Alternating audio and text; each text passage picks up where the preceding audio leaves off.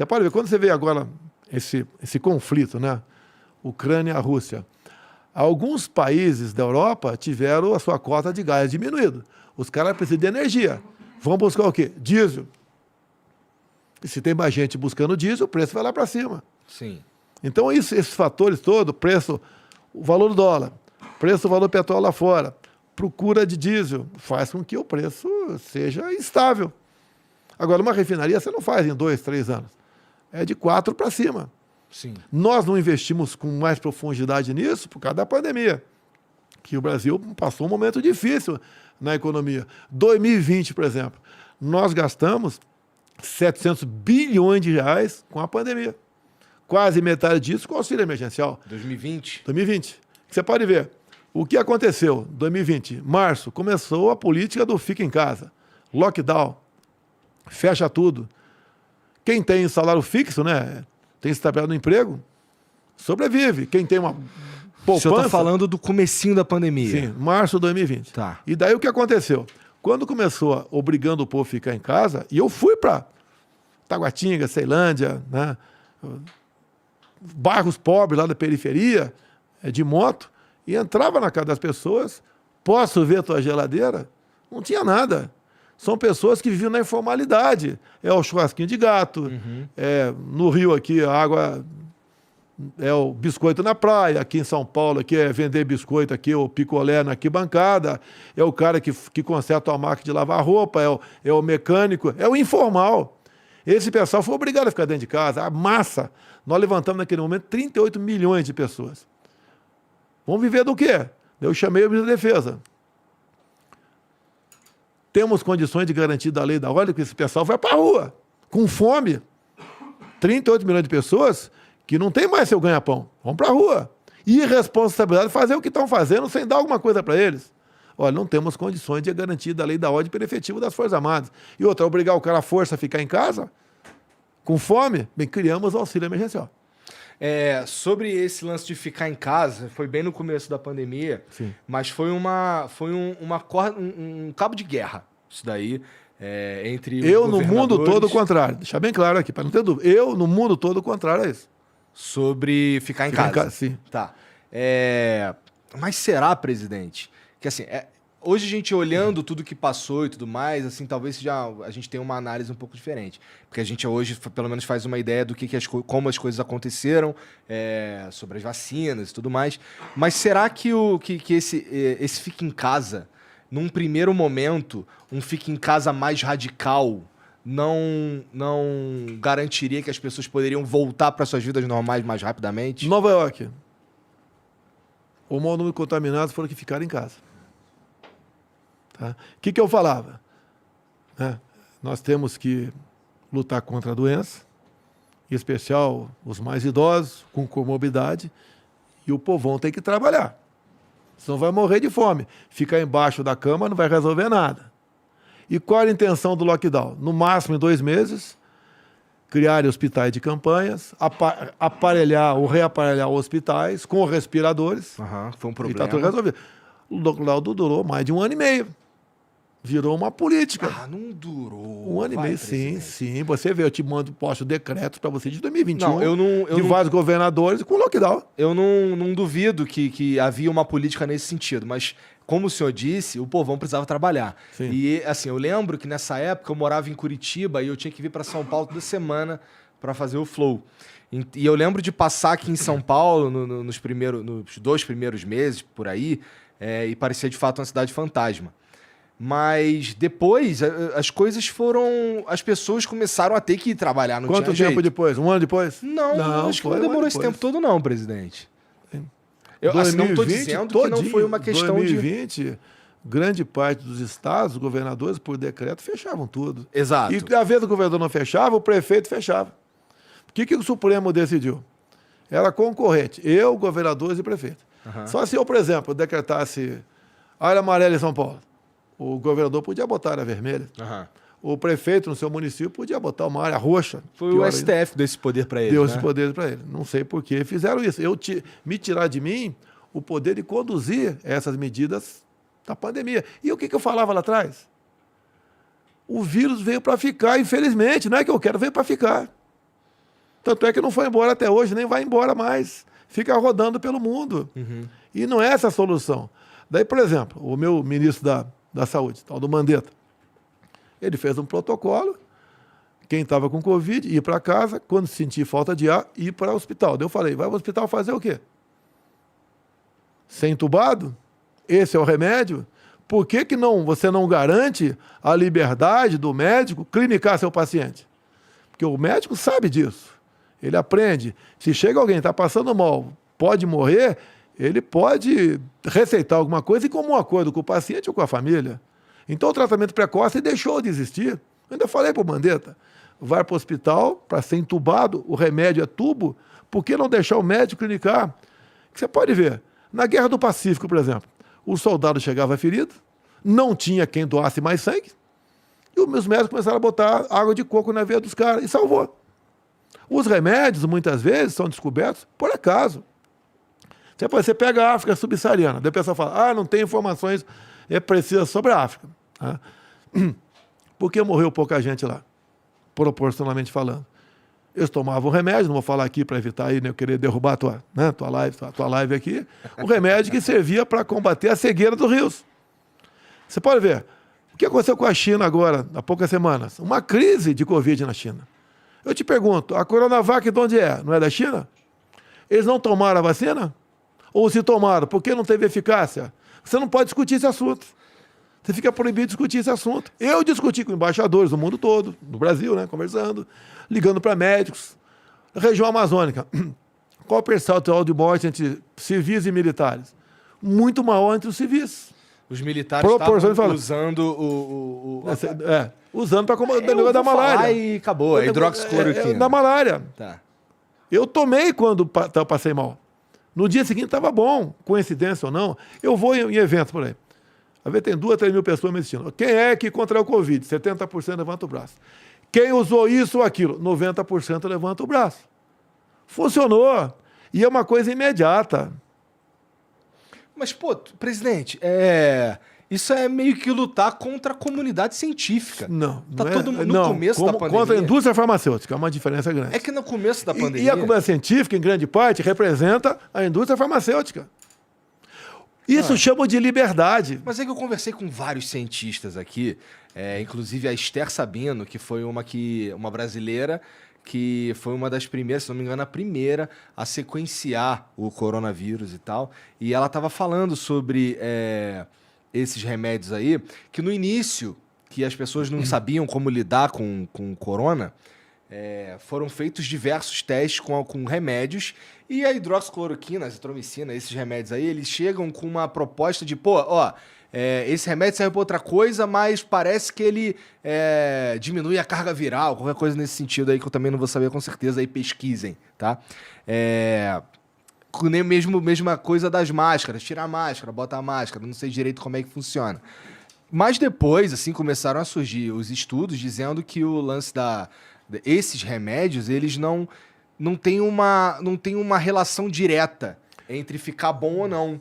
Pode ser que não tenha nenhuma mesmo, né? Pode ser. Pode ser um placebo? Pode ser. Mas chama-se liberdade médica, autonomia médica, que foi também castrado essa questão. Você quer ver? Quando se fala em vacina, me acusam de não ter comprado vacina. Em 2020, quando é que começou a primeira vacina? Em dezembro, no Reino Unido. A Pfizer, eu vi o presidente da Pfizer dizendo que estava em negociação com o governo brasileiro desde maio, eu acho, 2020. Sim. Né? 2020. E aí, como é que foi? O que acontece? Vai. Eu acredito que 90% do pessoal que está me ouvindo aqui não lê a bula de remédio. Eu não leio. Tá? O senhor não lê. Agora, eu li a bula, que era o contrato da Pfizer. Tá. Em 2020, estava escrito lá, um dos itens, não nos responsabilizamos por qualquer efeito colateral. Falei, peraí. Mas isso não é padrão? Não. Tipo, os Estados Unidos assinam uma parada Ninguém dessa. é contra a vacina. Eu tomei um montão de vacina na minha vida. Essa agora é uma vacina experimental. Uhum. Quem está fabricando não se responde, que efeitos colaterais são esses? Daí eu lancei aquela do jacaré. Pelo amor de Deus, cara. Uma figura de linguagem. O mundo caiu na minha cabeça. Aí o cara Eu já fala, falei "A tua algumas resposta-" vezes aqui, não é porque o senhor tá na minha frente, não, mas eu já falei aqui que tem tanta coisa pra criticar isso, daí não me parece ser uma melhor delas, né? Eu poderia falar outro bichinho qualquer, né? Quem sabe fosse mais simpático, tá certo? Mas figura de linguagem, o mundo caiu na minha cabeça.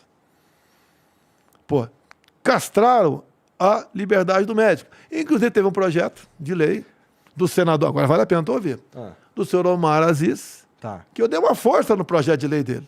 Ele condenava até 3 anos de cadeia o médico que receitasse qualquer coisa fora da bula. Até a vovó, né, o chazinho da vovó, ia ser condenado. E tem muito remédio que você usa para uma coisa hoje, mas é recomendado para outra. Sim. Sim. Então ele queria 3 anos de cadeia. Agora, o Omar Aziz tem uma história bacana. Eu podia ter acabado com a CPI logo no começo. Chegou lá uma medida provisória nossa, tratando desses assuntos, e daí ele entrou com uma emenda, juntamente com o deputado federal Renildo Calheiros, irmão do Renan Calheiros, a mesma emenda, dizendo o seguinte, né, que prefeitos e governadores podiam comprar qualquer vacina no mundo, sem certificação da Anvisa e sem licitação. E quem ia pagar a conta era o governo federal. Se eu faço vista grossa ou deixo aprovar, estava sendo feita a festa de muitos governadores e prefeitos. Então tem muita gente honesta, não ia fazer isso aí. Tá? Deixa bem claro isso aí. Imagine a festa que ia ser. Já fizeram, o consórcio do Nordeste, são 9 governadores, já fizeram a festa. Quando a gente mandava dinheiro para lá, tu lembra dos 50 milhões para comprar respiradores? Via Carlos Gabas, que quase foi ministro da Defesa do governo Dilma. Tá? Ele pegou 50 milhões e comprou, entre aspas, gastou com uma casa de maconha, gastou 50 milhões e não recebeu um só respirador? Carlos Gabas. Carlos Gabas, você pode ver. Isso foi...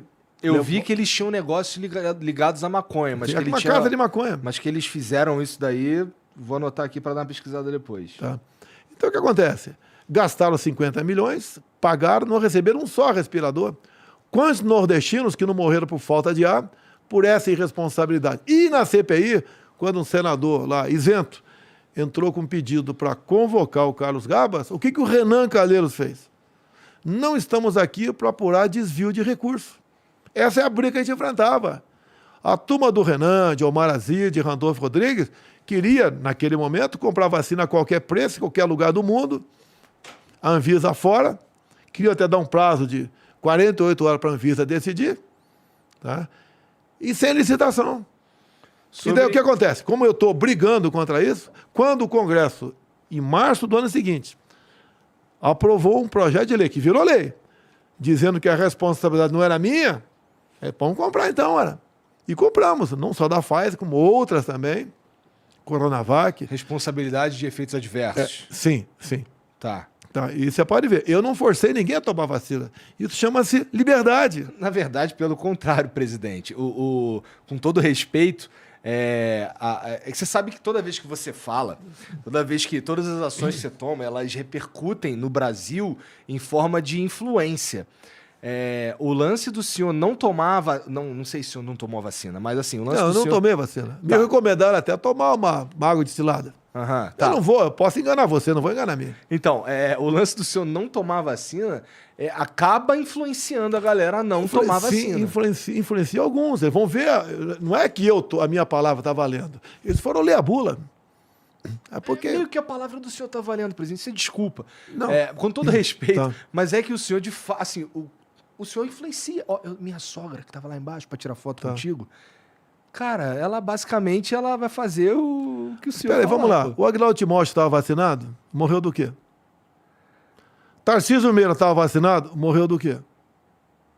Tem um estudo israelense que a Pfizer tem uma validade de 4 semanas. Agora, você falar isso aí, o pessoal me recomenda, não toque nesse assunto. Poxa, eu tenho que falar a verdade pro pessoal, pô. Não quer votar mais em mim? Lamento, né? Posso fazer o quê? Eu tenho que falar a verdade. Você pode ver, estão vacinando criança agora a partir de 3 anos de idade.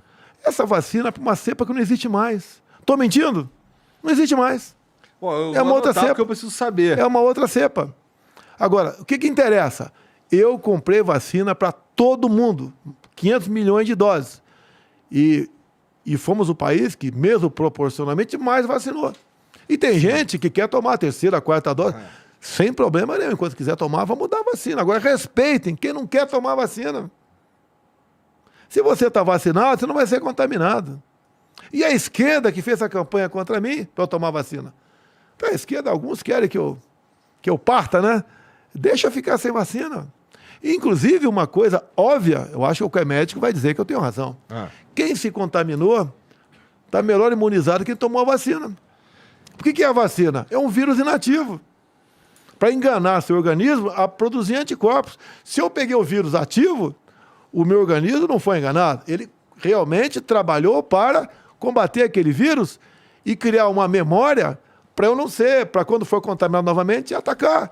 Era nisso que eu estava apostando, na imunidade de rebanho? A mesma coisa que o Boris Johnson apostou? O Boris Johnson tem uma coisa comigo, eu vou falar aqui, tá? Até uma novidade, né? Eu estava com o Boris Johnson,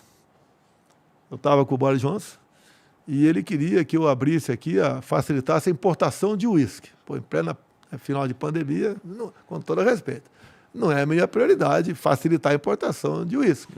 E tínhamos conversado esse papo aqui sobre vacina antes. Tá. E ele tinha sido vacinado. Eu falei, eu abro a importação de vacina hoje, facilito, de uísque. Obrigado aí. A gente fez o exame de sangue agora e vê quem está mais imunizado. Tu tiver mais imunizado do que eu por causa da vacina, do que eu que não tomei e tomei o vírus, abro hoje. Ele não topou. Então, certas verdades... Rolou essa conversa? Rolou. Como é que eu descontraio? Com o Putin, teve descontração. Tá? Teve descontração também. 3 horas de conversa, tem que ter uma descontração. Mas eu não duvido, não, que o senhor está, de fato, mais imunizado que eu, que não... Agora, por que vacinar, por exemplo, quem contraiu o vírus, meu Deus do céu? Uma coisa óbvia. E o que acontece, né? Uma parte considerável da população, elas não demonstram qualquer sinal de contaminação.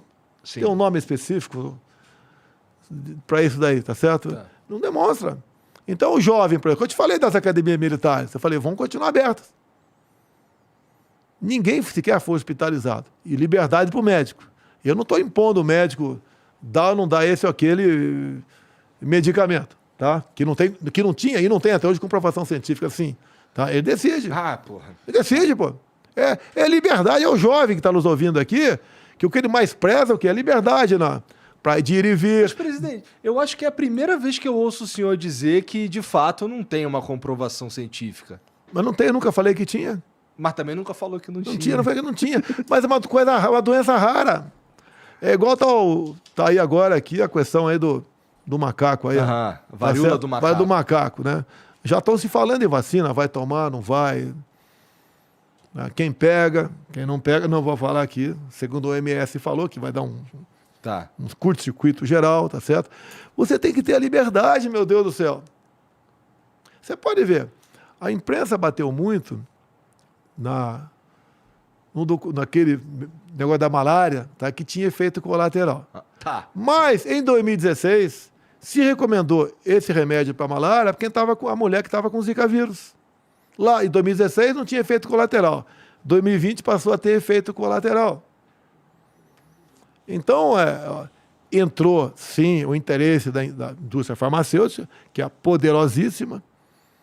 Tá? Entrou muito interesse em jogo. Isso é quando você pega os grandes médicos, né? Não são todos, deixar bem claro aqui, mas muitos estão vinculados à empresa da indústria farmacêutica. A gente começou a vacinar aqui no Brasil, se eu não me engano, uns 20 dias depois. Janeiro de 21. Janeiro. A primeira vacina do mundo foi em dezembro de 2020. Tempo recorde. Trabalho feito pelo Pazuello lá atrás. Mas a gente perdeu a chance de ser o primeiro lugar do mundo a vacinar? Não, olha só. O que aconteceu? Os países que produziam vacina, a prioridade é para o seu povo. Faz sentido. Não tinha vacina, assim. Nós estamos batendo, chegando próximo a 8 bilhões de habitantes no mundo. Sim. Não tem como você produzir vacina. Agora, nós, por contratos assinados lá atrás, tá, nós conseguimos até melhor negociar com a Pfizer o contrato de 21 do que o previsto de 20. Tá. Então entrou várias vacinas. Eu vi lá o presidente da Pfizer, ele falou na CPI da Covid, que eu queria saber qual que é o fim disso daí, que eu não sei, não ouço mais falar sobre isso. Mas ele fala lá que, na época, o ministro da Saúde, que eu acho que era o Pazuello, falou que precisava de um aval da Anvisa e tinha um problema de insegurança jurídica, que provavelmente era esse lance de assumir a responsabilidade sobre qualquer efeito adverso. Não tenho certeza, só estou assumindo aqui. A Agência Nacional de Vigilância Sanitária é o que diz se tal medicamento pode ou não ser usado aqui no Brasil. Tem que passar por lá. Não existe um medicamento no Brasil que não passe pela Anvisa. Queriam, na época, né, que fosse, acho que 48 horas, tempo recorde. Depois passaram para 5 dias. Mas que época que o senhor está falando? É isso aí, 20 e 21. Tá, queriam praticamente alijar a Anvisa. O presidente da Anvisa brigou contra isso. Porque quando você pega, por exemplo, a documentação de uma vacina, são 10 mil páginas, que você não vai ler assim, né? Você vai ter que ler e interpretar. Não é ler, você tem que ler e interpretar. E a responsabilidade passa a ser do pessoal da Anvisa. Então, o almirante Barra exigiu que aquele tempo era muito exíguo. Não dava para fazer daquela maneira. E a imprensa pancada nele, pancada em mim. Eu não interferi em nada. Eu fui pela legalidade. Olha, esse medicamento não tem a comprovação científica ainda e eu não posso assinar, comprar, porque o mundo vai cair na minha cabeça. Se o cara virar jacaré, lembra, né? O mundo vai cair na minha cabeça. E eu não quero ter essa responsabilidade. Tanto é que eu mostrei, eu falava nas minhas lives, que a Pfizer não se responsabiliza por efeitos colaterais. A decisão é tua, cara, não é minha. Tô mostrando pra você. Era muito mais fácil eu estar do outro lado. Era muito mais fácil. Eu acho que o senhor sairia como herói, inclusive. Sim. Eu acho que a aposta... Porque assim, você está falando várias vezes aqui que foi pelo que o senhor acreditava ser certo. Sim.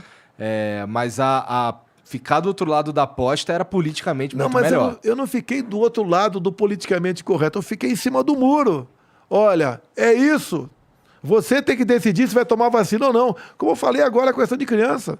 Você tem que decidir. Você tem que ler a bula, meu Deus. É o teu filho que está em jogo, a vida dele. Essa vacina é boa, não é? Quais são os efeitos colaterais? O CDC, que é a Anvisa americana, diz que os efeitos colaterais começarão a ser mostrados para o mundo no final de 22, 23. Quais são os efeitos colaterais? Inclusive, a Pfizer pediu um sigilo, acho que por 70 anos, 50 anos. Depois a justiça americana derrubou isso aí. Por que sigilo 50 anos? Por que você não pode ver o que está acontecendo ali? O que é isso aí? Tá? Agora é abrir a cabeça das pessoas. O ser humano... Não desconfia. Você não falou, não sei se falou lá fora aqui, sobre a classe política? Pô, por que você vai acreditar que o político agora está preocupado 100% com a tua vida? Não, tenho certeza que não está, para ser sincero. Você que falou que tem certeza. Tem político que está bem intencionado, todos estão bem intencionados. É verdade. Agora, ficou na mão do Renan Calheiros, do Omar Aziz, que por um voto não deixou de ser indiciado por pedofilia, que teve a família toda presa por desviar 270 milhões de reais da saúde lá no estado do Amazonas. O Renan Calheiros cheio de processo no lombo. Tá? O seu Randolfo Rodrigues, que saltita para lá, saltita para cá, cada um está num lugar. Tá? Essas pessoas que vão decidir a tua vida. Inclusive, o Randolfo Rodrigues tinha, comecinho de 2020, ele fez uma live dizendo que ia dar uma medalha para médicos que estavam receitando o tratamento precoce. Ele mudou de ideia. Para ficar contra mim, com toda certeza.